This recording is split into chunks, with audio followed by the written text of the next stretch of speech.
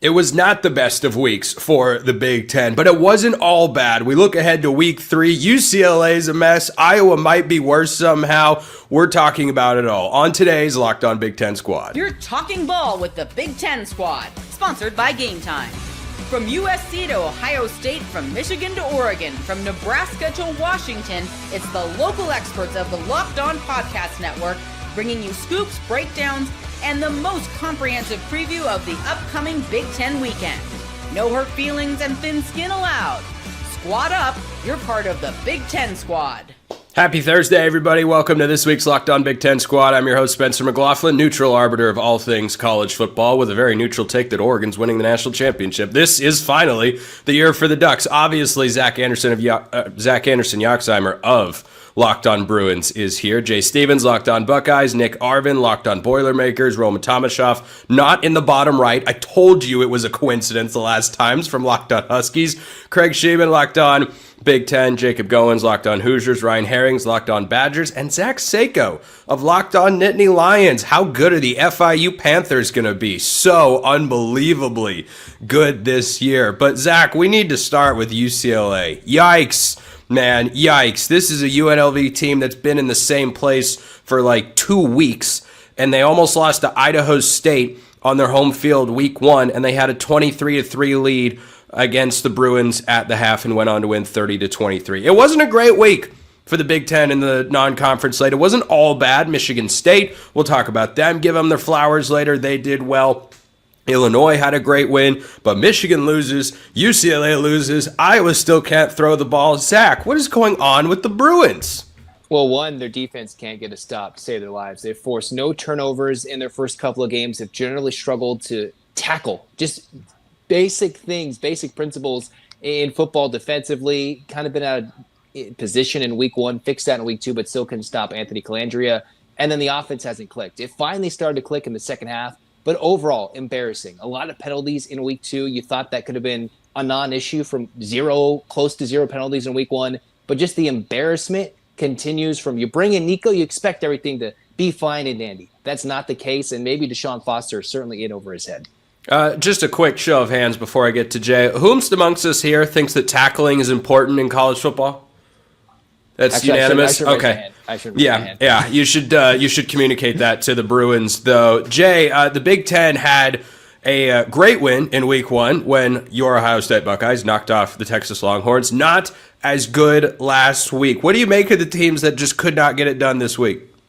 It happens. You're going to have teams early in the year that just flop and can't get it done. You mentioned earlier, I don't know if you mentioned in the open or not, but Iowa. Just talk about UCLA, Michigan. I mean, there's teams that you got a new quarterback at Iowa with Gronowski. Do you think it's going to be a little bit different? Yes, but it's not. And we kind of got a little bit of sense of that in week 1. With Michigan, you have a true freshman quarterback going on the road to Norman. Do you expect a true freshman quarterback, I don't care how good you are, to go to that place and win? No. But these are things that you expect with certain teams that have new faces in new places and are relying on guys to be quarterbacks that they probably shouldn't be expected to be doing really big things in these moments. So the Michigan thing should have been expected to be a loss. That whole team's a mess anyway. But it's expected early in the year. Take your lumps, get your losses, fix things by the middle of the season, and then start winning some games. Jay's just secretly so happy that it was Michigan that lost a big game to Oklahoma. Nick, Purdue's off to a 2-0 start. No one really cares just yet, but hey, it's 2 wins. It's 2 wins for the Boilermakers. It could be the only 2 all year, but you know what?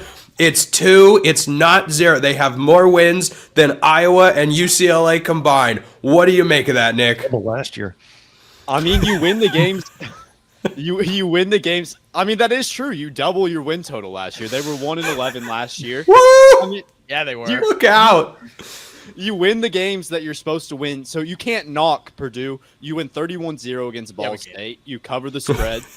That's all you're supposed to do in that one. Going against Southern Illinois, You win in decent fashion. That first half was a little rocky, but you show a resilient effort, especially on the defensive side of the ball. Looking forward to this week at USC. We've talked about that one, Spencer. It's not one that you have to win to turn some heads, but if you are able to go into Ross-Ade Saturday, if you're able to compete with the Trojans, keep that one a low-scoring game, and win that time of possession battle, you have a real opportunity to show people that this is a new era of Purdue football. Can I jump in? Hold on, really Yeah, quick. yeah, I'll allow that. I don't know why, but I'm going to allow it. I don't want to spoil too much. Nick, you're here the whole time, right? Because you're still claiming that Purdue beats USC this weekend. Are you still riding on that? So I'd had two outcomes, and I got roasted. No, here. No, I'm sticking to my guns. But I got roasted for it because I did a thing with Spencer, and I had two outcomes. I think if Purdue is able to win the time of Just to be clear, we did a segment together. Yeah, I apologize. The two outcomes being a win or a loss, right? We did a thing together. Yes, but I think that if it's a close game, if it's a low-scoring game, there is an opportunity. I will stick with my guns, say that Purdue wins a low-scoring game. Okay. But in the event that Jaden Maiava and the USC Trojans, they come in and that offense is as good as they have shown the first 2 weeks, I think there is a also good opportunity that Purdue gets blown out. Okay. All right. Well, at least he's coming to see reason, guys. Look, we got to cut him some slack. New kid on the block. Roman Tomashoff, Locked On Huskies, not the newest kid on the block here at the network, of course. So I don't know what kind of intro that is, but I'll take it. What you normally get. I don't know. I don't know why the was it the excitement because they made an FCS team look like an FCS team? Is that where the faux excitement was coming from? I don't know. No, it feels like that's the nicest thing you've said to me in months. So I think that deserves some kind of fake excitement there. No, it was nice to see, and Jonah Coleman has looked like one of, if not the best player in the country so far through 2 weeks. I know I came on the show a couple weeks ago and said, you watched Dante Moore throw passes? Yeah, he just said best player in the country. He hasn't watched Dante Moore throw a pass. Oh, I have. Somebody told me to say that. Dante Moore? Does any other running back in the country have 7 touchdowns right now? No? Cool. Just checking there. But no, Jonah Coleman has looked fantastic, and it's something where he's changed his body in the offseason. And just you look at the way he's just improved from last year to this year behind a much improved offensive line. Yes, they've beaten Colorado State and UC Davis, but you can only play who's in front of you, and scoring 70 points, going a perfect 9 for 9 on offense, adding a special teams touchdown against UC Davis felt really great because these are things that this Washington team was not doing last season. When you go back and you watch a G5 at an FCS school and they played Weber State and Eastern Michigan, it did not look like this. And it's all because Jonah Coleman and Damon Williams just look tremendous back there. Can anyone tell me who the leading rusher in college football is right now at the FBS level? Jonah Coleman. Nope. I'm guessing not. Otherwise, Spencer wouldn't have brought it up if it was Coleman. Ryan makes an incredibly valid point. I would not. Any guesses out there? It's a pretty sicko piece of knowledge, but isn't the Appalachian State guy? You're in the right level of football. It's Robert Henry at UTSA. He's got 336 rushing yards. He's an absolute dude. But anyway, let's get back into this. Craig, you look at the whole Big Ten every single week here on the show, and there were a couple of good outcomes, no doubt. Illinois, great outcome, but I mean, Iowa, UCLA, what do you feel like the league accomplished or failed to accomplish this past weekend? Well, UCLA is a dumpster fire. That thing's like, imagine if Nico didn't go there. And by the way, he went there for, not more money, wanted a better offense. He's got none of that over there. But let me just blow this whole show up with 2 hot takes. If all of the listeners out there want to check out Locked On Big Ten today, I did a piece. If there was a Heisman vote today, it would be Jonah Coleman, Roman. Check it out at Locked On Big Ten today. Yeah. Also, Spencer's soul just left his body. Another hot take here. Since Mark's not here, is anybody concerned that they gave up 377 yards and 20 points to Georgia Southern before they go to Purdue this weekend? Does anybody remember how they felt going into the Minnesota game or the Maryland game on the road last year? USC lost those games. It would not surprise me if the Purdue Boilermakers pull up the upset of the year this weekend. Whoa! Look at Nick getting some support here in the chat. Speaking of support, Ryan Herrings of Locked On Badgers always needs our support for so many reasons, but we like you here. Goins, we'll get to you later in the show. But Ryan, for the Big Ten going forward, do Do you guys up in Madison think about these big picture sorts of things, or are you just trying to, I don't know, beat Alabama this week? No, we're going to go down to Tuscaloosa and have some fun. Listen, we look at the big picture stuff. You know, I had a boss once. We had a really bad employee that he left, and I remember being excited about it. And was his name like Jacob Goins or something? I'm not going to name the name, but like nobody would know him here. Anyway, he was terrible. And my boss said, "It's okay, Ryan. Like, no matter what happens, some other bad employee will fill its spot." So you're looking at the Big Ten, and it's like Indiana went up and UCLA just slid on in there. Like, there's always going to be a team at the bottom. There's always going to be like a horrible thing at the bottom, and it just is what it is. So to me, it's that. To Roman, I think we got to stop normalizing beating bad teams by 70. I don't think like it's just this. Nobody cares. Like if you beat a really bad team by 70, and then to Craig's Oklahoma State doesn't count. That's a Power 4 program. It's a bad team. That's a Power 4 program. We got to stop celebrating and talking about beating really bad teams by 70. Like it doesn't matter. You know, to Craig's point about running backs and Heisman's really quick. No running back's going to get a Heisman if Melvin Gordon didn't, and Monte Ball with 39 touchdowns didn't. It's a quarterback thing. He had 39 touchdowns? He had 39 touchdowns and didn't get the Heisman. Melvin Gordon had 27 100 rushing yards and didn't get the Heisman. So it's a quarterback. Wait, really? I didn't know that. It's 39 touchdowns didn't do it because it's who beat him? In the ball year, I think, was it Ingram won one year, maybe the year before Ball. I know your quarterback got the one. Melvin Gordon should have got a little more consideration. Well, first of all, what is this? Yeah, I don't have a team. I'm neutral arbiter of all things college football. Secondly, I believe you're referring to Marcus Mariota, who was a magnificent football player and deserved everything he got. Amari Cooper had more votes that year than Melvin Gordon. Okay, that's kind of laughable. Okay, I want to wrap with Seiko because Ryan was raising an interesting point that we shouldn't normalize beating bad teams by a bunch. Penn State clearly believes in that philosophy based on this past weekend, right, Seiko? I mean, who needs to go up big at the half against FIU when you could just 10-0 at the break? Let's do it. I mean, Clemson's operating with the same philosophy. LSU's operating with the same philosophy too, right? You're going to have bad weeks, but I get it. You should be able to, if you're a national title contending team, you should be able to put away that respective opponent very early. So I think Penn State's going to play a little better against Villanova, who another juggernaut that they get to play here. Is it basketball season already? It almost is. It's almost wrestling season too over here. So I got that to look forward to. But yeah, the game against FIU was I just think they sleptwalked into that game. I don't think there was any interest. The buzz of the season starting was kind of over. This non-conference schedule really doesn't. There's no juice to it on Penn State side of things. Ask Indiana about it, and they got. I think they're saving all of their energy and emotion for Oregon. Goins was just so taken aback, like me. Like what the hell did I do? We get it, bro. We get it. Yeah. I mean, it can't be. We're in the same boat, man. Come on. It can't be repeated enough times. Also, we don't dog on Washington's non-conference schedule enough. Yeah, because Washington State's on there at least. Well, yeah, at least you're a step up from Penn State. Congratulations, you have cleared. From Indiana, you have jumped over a bar that is 6 inches off the ground. That is. It's a lot of inches.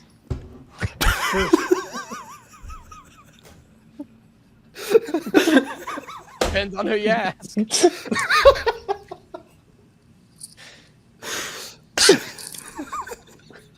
Let's go to break. I can't. You can't do a live read right now.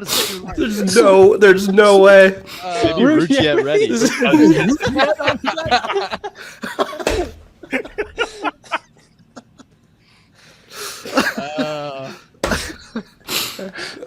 I could have picked any other number and it would have been fine. Yeah. Where's our producer? Brandon, where are you? Just Spencer now. All right. I swear to God, I'm a paid professional at some level.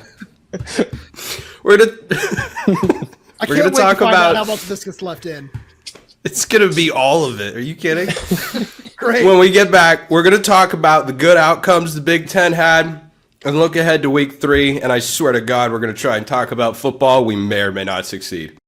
First, this episode brought to you by our friends at DoorDash. It's almost the weekend, so it's time to look back at last week and crown this week's MVP on Who Delivered, powered by DoorDash. Just like you can win every Saturday with DoorDash Streaks, saving more every time you order, these players delivered when it mattered most. Let's break it down and start with Luke Altmaier. Big game with several touchdowns in the big win on the road against Duke. They go on the road to Durham and win 45-19 in a game that a lot of college game day experts were picking the Blue Devils to win. Luke Altmaier delivered. The entire Michigan State team delivered a sneaky, nice-ish, kind of, non-conference win against Boston College at home. It went to overtime. It was crazy. East Lansing was on fire. Just like those guys delivered for their teams, DoorDash delivers your Saturdays. With DoorDash Streaks, you save every Saturday you order. Stack it up all season, and you could save $250, including $100 in DoorDash credits. Order this Saturday. Keep the streak alive. Fuel your game day. Only with DoorDash. Terms apply. Promo period through November 18th. Check out DoorDash today.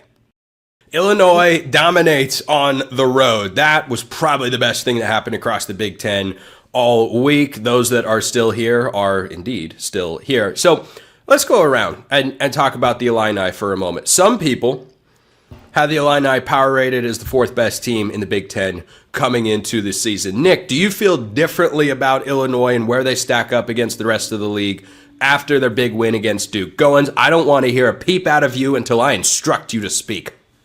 No, I've said since the beginning of this year that I think that Illinois, although rated very high in the opening AP poll, we know that the AP poll doesn't matter at all now based off some of the voters. But it doesn't even matter because Illinois, they're a dark horse. They really showed up. The first half was a little bit rocky at times, but in the second half, they really put their foot on the pedal. And it just goes to show that whenever they face off against the Indiana Hoosiers, they have a very good chance of beating them pretty bad. I don't think that Goins' squad really has a chance because Luke Altmaier is play in his senior year. Oh, listen to that! Not a chance. Spencer, Not do you a want to chance. switch me and Jacob so we can? I kind of do. I think I can do that. Yeah, look at this. Okay, Goins. Yeah, go ahead. By the way, Nick, with regards to Illinois going to Bloomington and beating Indiana, great take. I mean, the sharpest of takes, dare I say, worthy of a national college football show type of take. That's just my unbiased look at it. Goins, would you like to respond now that you're in the correct position?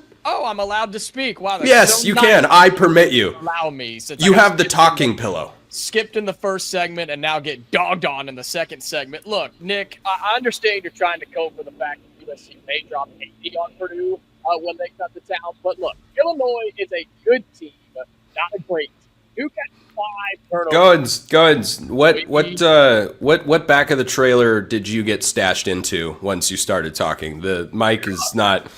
You sound like you are 20 feet away from the microphone. It also slowly Is it working now? Now it's there. There we go. Now he's back. All right, keep going. Yeah, let me reset. I said that USC's dropping 80 on Purdue in case that didn't get into the first cut. Look, Illinois is a good team, not great. Duke had 5 turnovers in this game. 5 turnovers. And most of those were giveaways, not takeaways by Illinois. They're good, not great. And I don't feel any better or worse about Illinois because they beat Duke in a stadium that I had more people at my high school cross country meet than they did. So whoa. I'm not worried about Illinois at all. They're good, not great, and I didn't learn anything more that we didn't already know about Illinois because they beat Duke. Seiko, after battling the Panthers, who admittedly have some phenomenally good uniforms, I must say. If you scroll through the team, not that I think about uniforms a lot, but I do. And FIU has some good ones. So I'll give you that. Great uniform team. But after struggling with FIU, do you feel like Illinois is a team that can get closer to you? I wish Penn State played them this season to really figure that out. They played them last year, and Illinois gave them a fight for the most part. I'm a full believer in Illinois this season. I don't want to say most, but it seemed like there was a strong contingent of people following the sport that said this is a trap game. The line is stinky. This clearly has the sharps are all over Duke, and it's not like Illinois. Okay. There were a lot of giveaways in that game, but Illinois did win 45-19. Okay, this wasn't a 2-score game. This was blown way out of the water here. So I think Illinois with a veteran head coach. You return as much starting production as they did. This is a team that can absolutely make the college football playoff this season. So I don't know why more people aren't putting stock into them. This isn't just, this is a run-of-the-mill type of situation. No, this is a legitimate team that actually has a core, a nucleus that can get to this point of the postseason. Craig, let me throw this one at you as a overall Big Ten kind of guy with absolutely no affiliation or biases baked into the brain. I tell you, Goins, no one wants to see your shirt. Actually, we'd like to see it on your body and remain there, and that's it. Illinois or Nebraska? Which one do you think looks more impressive so far? Oh, Illinois. And in my same podcast where I said Jonah Coleman was going to win the Heisman, I said Illinois' Hank Beatty's coming in second. This guy is on fire as a wide receiver, a punt returner. He can run. He's got like 3 touchdowns and like 400 total yards. He broke one of Red Grange's 102-year-old records in week 1. He is phenomenal. However, having said that, they're going to get smoked in a red-out in Bloomington a week from Saturday on NBC on Big Ten Saturday night. I knew it, Craig. I knew I liked you. I knew you'd come back around. Bad takes have resumed here on the Locked On Big Ten squad. Roman, one of the high-level opponents that are highly ranked opponents and high-level opponents, frankly, Washington faces this year is Illinois. Do you look at them as a team that can make the Big Ten championship this year? I look at them as a good team. I don't know if they're a Big Ten championship caliber team as of right now. Or right now, I think that when they come to Washington, they're going to lose that game. I think that's going to be a tough environment in a actually full stadium, to Goins' point a couple of minutes ago. And it's one of the things where, like Zach, you point out that, there were a whole bunch of turnovers in that game. And I think Illinois is a very solid team, but 4 fumbles in that game. I'm pretty sure they scored on at least 3 of those. I was trying to go back and look at the numbers, but I couldn't find the right metric. And I don't think, as Goins said, we learned anything new about Illinois in this game. I think that we knew that they were a solid, just really veteran team that is going to be fine. That's going to win a lot of games this season. But I didn't come away just saying, "Oh, this is a juggernaut, world beater kind of team." Herrings, I want to ask you about Danny O'Neal. Yeah. What do you think about is this Wisconsin's real savior at quarterback to put him above? Because there are a lot of teams that are rising right now, it feels like, in the Big Ten. Michigan State with a good win over Boston College. Nebraska's playing some really good ball. Illinois is doing well. USC looks good. Washington played well this past week. Is Danny O'Neal the guy, neutral arbiter of all things college football? Roman, keep up, please. Ryan, is Danny O'Neal the guy to get Wisconsin into that upper tier? Yeah, Danny Dimes, right? Like the moxie of a Trace McSorley with a little bit better hair. The guy looked great. Like you got to remember his first start in Madison. He was a freshman starter at San Diego State last year, 2-to-1 touchdown interception ratio last year, 63% completion percentage, can move a little bit with his legs. He's pretty good, actually. He reminds me actually of the archetype of Iowa State type quarterbacks, guys that are a little undersized but have a pretty good feel, good intangibles, care about the game, like really are just kind of gritty, move the pocket type of guys. He looked really good for his first start in Madison. Now, the Badgers had a couple other issues against Middle Tennessee State. We had a few issues with the offensive line. We couldn't snap the ball. Had a couple of those type of problems that. Show of hands who thinks snapping the ball is important. The ideal, so Danny O'Neal is not the type of guy that's going to elevate a team past those things, but he looked really good. And I do think it's possible the Badgers found their quarterback for next year with Danny O'Neal. How about that? Just the way that they drew it up. Forget Billy Edwards. It was always about Danny O'Neal. It was always about Danny O'Neal. When we get back, we're looking ahead and making picks for week 3 in the Big Ten. That's coming up next on the Locked On Big Ten Squad. First, this episode brought to you by our friends at Mazda. Mazda crafts cars for those who do more than simply move. Mazda delivers confidence with every ride with more IIHS Top Safety Pick awards than anyone else as of August 2025. From footwork to breath work, athletes sweat all the details. Mazda brings this same intention to how they craft every single model. You can feel the Japanese craftsmanship in every detail, from the metallic accents to available Napa leather upholstery. They've got all the details covered. I'm a very detail-oriented guy myself. I'm sure many of you are as well, and that is just how Mazda rolls. So make sure you check them out. Like the players in the Big Ten, Mazda sweats every detail, because when you make every move count, impossible becomes irrelevant. Mazda, move and be move. This episode also brought to you by our friends over at FanDuel. The NFL season's here. College football's here. FanDuel's making sure you're ready for kickoff with a can't-miss offer. Right now, new customers can bet just $5, and if your bet wins, you'll get $300 in bonus bets to use across the app. So if you want to spice up the Big Ten slate this week, which we're about to talk about in segment 3 of the Squad Show today, you can do that over at FanDuel. You have got lines, you've got money line, you've got point totals, all of which can be wagered upon over at FanDuel, with a bunch of other bets across the season as well. NFL, college football, they have it all. So if you're ready to play, download the FanDuel app now by visiting FanDuel.com to get started. That's FanDuel.com to place your first $5 bet. You can get $300 in bonus bets if your first $5 bet wins. Check them out at FanDuel.com. There were 9 of us, and 6 remain in the Hunger Games here. We call it the Locked On Big Ten Squad. Nick is still here. Jacob's still here. Craig's still here. Ryan's still here. Zach is still here. Well, the Zach who didn't have us all crying and laughter earlier, but we like him anyway. We definitely like him anyway. So let's talk about everybody's games going into the week. The big noon kickoff. Can anybody tell me what the big noon kickoff game is this week? Oregon and Northwestern. Oh, it's Oregon and Northwestern. That's exciting. You gotta be really up early. exciting. Wonder why. Ain't no way anybody's picking Northwestern to win, right? I mean, they could cover a 28.5 point spread, I think was the last time I looked at it on FanDuel, but They certainly could if Oregon sleepwalks, though. In Northwestern. May I jump in?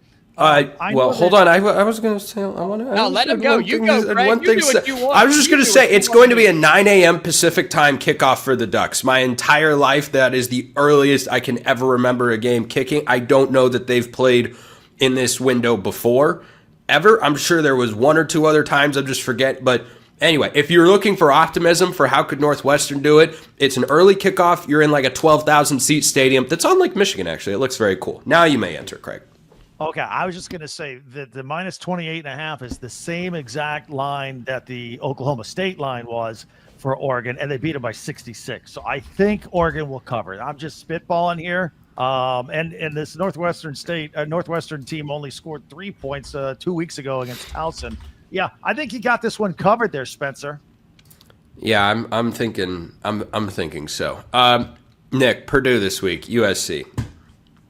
How does it happen? Just lay it out. Goins, we don't need that negativity up here in the squad. We're trying to support our, I suppose USC is a Big Ten team too. Trying to support your original Big Ten brethren in there. This is only USC's second season of the conference. Nick, give me a score prediction here for USC and Purdue.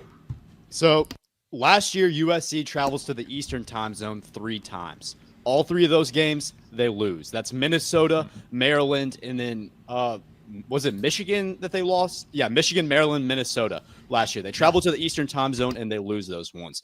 USC hasn't proven that they can win a game on the road yet. Going into Ross-Ade has been packed.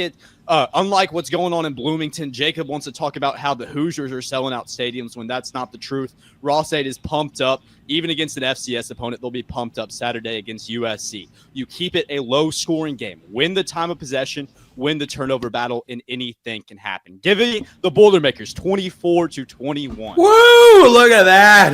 He's calling for a stunner of stunners this week. Goins, you have, what is it, Panera Bread on Friday? Is that who you're playing? Did the Panera employees put together a football team and something like that? Yeah, okay, that's what I thought. Don't hate on the in-state game of Indiana versus Indiana State, okay? That's true. And that's true. It is on a Friday night, which is extremely weird. And Nick, just to be clear, the Hoosiers are selling out the stadium. People just aren't showing up yet. It's okay. They're just not all there. They're selling out. They're paying for the ticket. They're just not coming to the games yet. And that's okay. They'll be there next week when Illinois comes to town. Look, some places have a spread. Other places don't. Last one I saw was 48.5 for Indiana. No. Look, I'm not worried about that. Get in, get out. Don't have any injuries. Don't give anything away. Prepare for what is a top 10 team next week against Illinois. I'm good to go. Indiana wins by a lot. 48.5 is the line, according to our friends over at FanDuel. Craig, any other surprise picks you think roll out in the Big Ten this week? Sneaky one late Saturday night. Minnesota travels to Cal in an ACC Big Ten showdown. But there are a lot of games this week with a lot of really, really big point spreads. And I know Minnesota's star running back Darius Taylor's got a hammy situation, although I think they're pretty deep at running back. They should be able to handle it out at Cal. And I have trouble trusting USC traveling. I'm not saying they're going to win, but I had a USC alum tell me today, hey, take the points on that deal. I really want to see how Wisconsin does at Alabama. I would love for something to happen there. I don't know. I can't go all in. I still haven't figured out. A couple of weeks ago, did Alabama lose to a bad Florida State team that won 2 games last year, or is Florida State recovered and was that a good loss? So we'll get a better barometer, I think, of what Alabama is by watching how they handle Wisconsin. Ryan, how does Wisconsin try to handle Alabama? As much as one can, but apparently that's more doable than it used to be. Craig brings up a really good point. I feel like we're still trying to figure out who Alabama is. I've been on a couple Alabama shows this week, talked to some Alabama folks, and it feels like they're trying to figure out who they are. There was some real lack of effort stuff in the Florida State game. That can be systemic. Alabama has a chance of rallying because Florida State was kind of a wake-up call and being really good and playing up to their talent level. They also have a chance of this thing going off the rails a little bit. The Badgers' offensive line has been really dinged up. They ran for 0.3 yards per carry in the first half against Middle Tennessee State. That's 0.3 yards per carry against Middle Tennessee State last week. You're not going to win that game. You're not going to keep it close if you can't go into Bryant-Denny and run the ball at least a little bit. But the Badgers feel really good about the defense. It's been a lot better this year. Daniel O'Neal is a guy that brings a little bit of his legs. If you think about the teams that have given Bama some issues, the Vanderbilts, the Oklahoma last year, it's typically teams with a quarterback that can move a little bit. So it's going to be interesting to see how he plays. But really, I don't know why we're not talking about Nebraska. What is it? Houston Christian? Like that. A really interesting matchup for the Huskers here. I think a little bit of stuff from that game because I was really intrigued. Check What's the line on that? Houston Christian's head coach. They've never won a game against an FBS opponent. He said, "quote There are still a lot of firsts to happen." So really, Whoa! Nebraska for scheduling. I've given Jacob a lot of crap. Nebraska playing. Yeah, an absolute embarrassment of a team. There's no reason to ever schedule a team like that if you're Nebraska. But I know Badger fans are excited for this weekend. That's what I'll say. It's a money game. It is. It's a money game. But they had a Power 4 opponent in their non-conference schedule. They played. Listen. I'm not even going to allow you to finish that sentence. I love you, dude. Me and you are like Legos. We stick together on most things. But I am not going to let you finish that sentence. There's no reason for a team that's won national titles to ever schedule in the Big Ten. The SEC is different. It's embarrassing. It's one thing for Indiana. They don't have history. Nebraska has a history. They've won titles. They should never schedule a team like that. Well, everybody needs money to make the world go round, and Houston Christian is going to be the beneficiary of that. Seiko, not a tough matchup on tap for Penn State. Give me your hottest take for what's going to happen in the Big Ten this week. There aren't even that many Power 4 matchups. I tell you one that I think people should watch for at the moment just because vibes in LA are so low. New Mexico and the points on Friday night on Big Ten Network is highly intriguing. Jason Eck is New Mexico's head coach. He replaces now Utah offensive coordinator Jason Beck. Oh, just a fun fact I wanted to throw out there. Anyway, Seiko, floor yours. Yeah, I guess that's where I'm looking because Penn State, again, doesn't have we're talking about Houston Christian, Nebraska, and it's like, do I really want to throw stones in my glass house here? But it's an in-state, kind of like Indiana. I guess the excuse can be, well, it's an in-state game, and this was decided years ago, so it's just kind of all come together. And for what it's worth, Penn State was supposed to play Virginia Tech this season as that Power 4 non-conference game, but that one got canceled because... Who canceled it? I actually don't know. It had something. Oh. I think Virginia Tech did. I think VT did because it was supposed to be a home and home, and then COVID, and then they wanted to reschedule, and Virginia Tech didn't want to reciprocate. So isn't Brent Pry a former Penn State defensive coordinator? Yeah. Oh. Boo. I know. Boo. Yeah, get in there and boo the scheduling move. Goins, boo. Imagine canceling future P4 games. What Oh, is wrong with that? the audacity. That's As a Big Ten team, who could possibly do that? That's sickening. I guess I'm staying up late you're getting up early, Spencer. I'm staying up late for Cal, Minnesota. Is that the one we're thinking about here? Because Minnesota, I think that's a fun game. That's a field goal spread. There's really Jacob and I have talked about it. We've hashed it out. This week 3 is just lame compared to. I mean, week 2 is great. Week 2 is must-watch TV across the board. So we don't know the good without the bad, right? So week 2 was so great because we have the likes of week 3 here. I'll be looking forward to Northwestern covering in the first half, and then Oregon finally settling in. I think Alabama wins comfortably against Wisconsin, and then Cal, Minnesota, if I'm still up. See what PJ Fleck can do out on the West Coast. I would think Cal wins that game, honestly. I think Cal, Minnesota is actually the best game in the Big Ten this week. Like, I think it's going to be the most entertaining game to watch. The slate goes like this: Indiana State at Indiana, New Mexico at UCLA. I mean, that could be interesting. Oregon at Northwestern, Wisconsin at Bama, Central Michigan at Michigan, Houston Christian at Nebraska, Towson at Maryland. Maryland's going to be a 3-0 team going into Big Ten play, by the way. Villanova at Penn State, USC at Purdue. That could be fun, maybe. Norfolk State at Rutgers, Youngstown State at Michigan State, Ohio at Ohio State, Western Michigan at Illinois, Massachusetts at Iowa. Maybe Iowa's favored by 35.5 points. Will they score 35? That's what I was wondering. Like, UMass is not scoring a point in that game. But is Iowa scoring 25 points? No, Mark Grodowski won't hit 100 yards passing in that game. He hasn't yet, so that would be a first. Yeah, that might be. But don't worry, Kirk Ferentz still the answer. That might be one of my best bets on Locked On College Football later this week. And then it's Minnesota at Cal with the smallest point spread of the week, 2.5. It is a 9:30 p.m. or is that 10:30 Eastern? Sorry, 10:30 Eastern kickoff on ESPN. So should be fun. Nick Garvin, Locked On Purdue, Jacob Goins, Locked On Hoosiers, Craig Sheeman, Locked On Big Ten, Ryan Herrings, Locked On Badgers, Zach Sako, Locked On Nittany Lions. I'm Spencer McLaughlin from Locked On All Over the Place. We'll see you next time. Hope you enjoyed it. We certainly did. And until then, hope you all have a wonderful rest of your day.